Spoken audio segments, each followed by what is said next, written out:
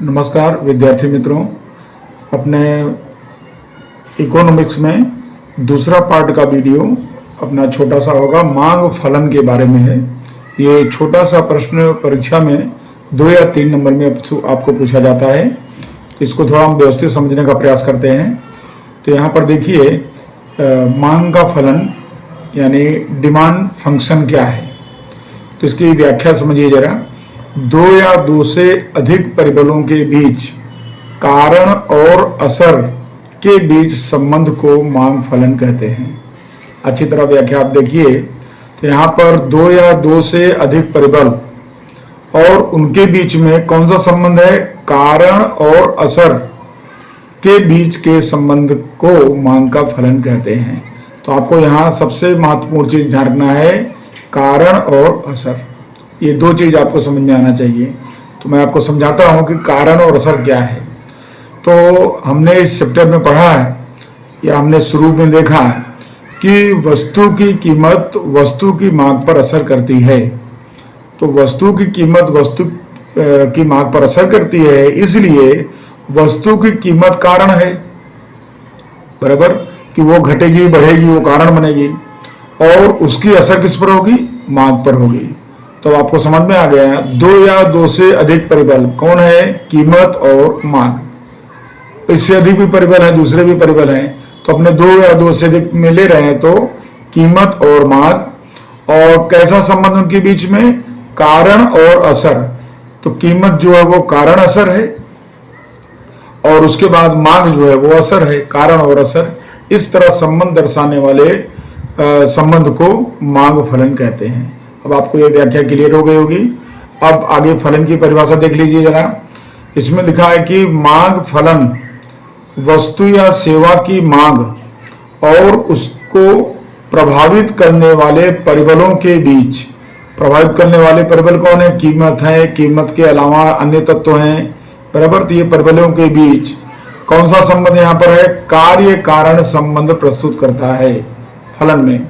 तो यहाँ पर आपको समझना है कि कार्य कारण क्या है। तो कार्य कारण आपको बताने के लिए समझना होगा। तो फिर से उसी बात पर आ जाते हैं कि वस्तु की कीमत और वस्तु की मांग पर असर करती है। तो इसको हम फिर से समझेंगे उसी तरह से। तो वस्तु जो है, वस्तु की कीमत जो है वो कारण माना जाएगा। तो फिर मांग क्या माना जाएगा? तो मांग को कार्य माना जाएगा, क्योंकि वो असर हो रहा है, प्रभाव, उस पर प्रभाव पड़ रहा है उसके ऊपर। तो इस तरह से दोनों के बीच का संबंध क्या माना जाएगा? कार्य कारण का संबंध माना जाएगा।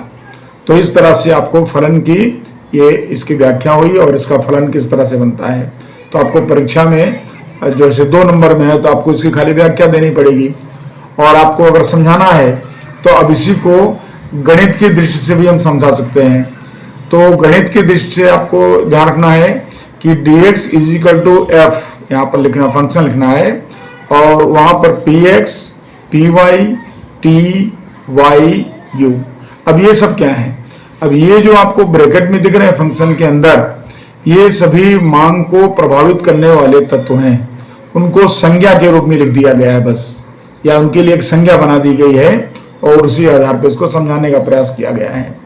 तो अब देखते हैं इसके अंदर, जिससे dx क्या है। तो dx जो है वो x वस्तु की मांग, कोई वस्तु है x, तो उसकी मांग है, डिमांड ऑफ x बोलते हैं इसको। तो x वस्तु की मांग है। f क्या है? तो f जो है वो फलन सूचक संज्ञा है। ये फलन सूचक संज्ञा यानी फंक्शनल नोटेशन है ये। उसके बाद है px। अब px को हम क्या कहेंगे? x वस्तु की कीमत से उल्लेख करेंगे, p है प्राइस, तो x वस्तु की कीमत से उल्लेख करेंगे, प्राइस ऑफ x। फिर आता है py। तो py को हम क्या उल्लेख करेंगे? कि y वस्तु की कीमत। अब y वस्तु, x वस्तु तो मुख्य वस्तु हुई, और उसके बाद संबंधित वस्तु आपने देखा, परिभाषा में पीछे देखा था कि संबंधित वस्तु 2 तरह की, एक होती है प्रतिस्पर्धी और दूसरी होती है पूरक वस्तु।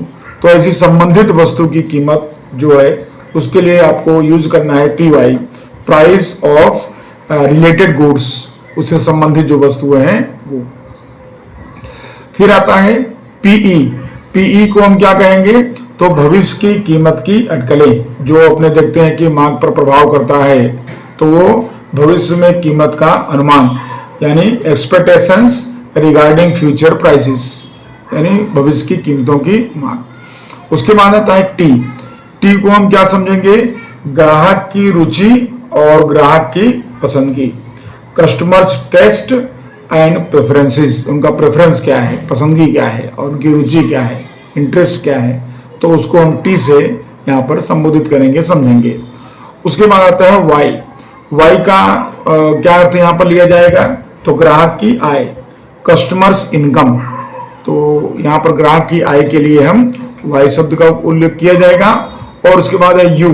यू को हम अन्य तत्व के रूप में या अन्य परिबल के रूप में लेंगे, अदर फैक्टर्स, दूसरे रूप में लेंगे। तो बस आपको फंक्शन में या फलन को बताने के लिए खाली इतनी बात को आपको ध्यान रखना है, और आप पढ़ चुके हो पीछे, वही चीज है सब आपको। तो आपको ये संज्ञा के रूप में खाली इसको एक बार देख लेना है। तो आपका 3 नंबर का प्रश्न है, तो आपको 3 में 3 पूरे नंबर आसानी से प्राप्त हो जाते हैं। सबसे महत्वपूर्ण इसकी व्याख्या है, अगर आप इसको समझ लेते हैं तो आपको फंक्शन में बताने में ज्यादा तकलीफ नहीं पड़ेगी। और एक लाइन इसके लिए और देख लीजिए कि यदि अन्य परिबल स्थिर हों तो मांग का फलन क्या होगा? अन्य परिबल स्थिर हों तो फिर मांग का फलन होगा dx = f या फंक्शन px, इस तरह होगा। इसका मतलब क्या हुआ? इसका मतलब ये हुआ कि किसी भी वस्तु की मांग उस वस्तु की कीमत का फलन होगी या उस कीमत का फलन है। तो इस तरह से विद्यार्थी मित्रों, ये फलन जो है छोटा सा प्रश्न अपना ये पूरा होता है। और अब अगले लेक्चर में हम, अगले पार्ट में हम मांग के नियम के बारे में चर्चा करेंगे। नमस्कार।